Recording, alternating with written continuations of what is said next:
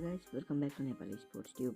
Roman Abramovich जो कि Chelsea football क्लबका ओनर हुन्, उसले चेल्सी फुटबल क्लबलाई बिक्री गर्छ भनेर अफिसियल एनाउन्समेन्ट गरेका छन्। उसले भनेका छन् कि म चेल्सीसँगको मेरो सम्बन्धमा विगत केही दिनहरूमा मिडियामा भएको अनुमानलाई सम्बोधन गर्न चाहन्छु।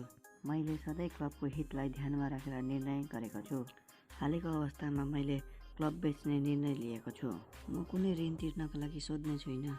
यो मेरो लागि व्यापार वा पैसाको लागि कहिले भएको छैन, तर खेल र क्लबको लागि शुद्ध जोस र उत्साह मैले देखाएको छु र सेल गरेको पैसा म सबै युक्रेनमा डोनेट गरिदिनेछु।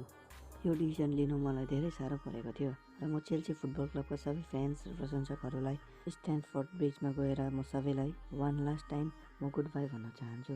यो कुराहरू भनेर रोमन एब्रामोभिचले अफिसियली डिक्लेयर गरिसकेको छ कि अब उसले चेल्सी फुटबल क्लबको ओनरसिप गर्दैनन्।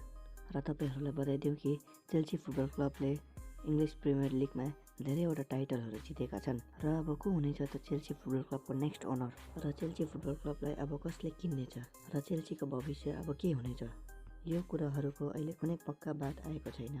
र यो नै थियो आजको ठुलो खबर र आयो तपाईँहरूलाई यस्ता खबरहरू चाहिन्छ होला। अगर तपाईँहरूलाई स्पोर्ट्सको खबरहरू चाहिन्छ भने यो च्यानललाई सब्सक्राइब गरिदिनुहोस् र भिडियो मन पर्यो भने लाइक र सेयर गरिदिनुहोस्। Thanks for watching the video.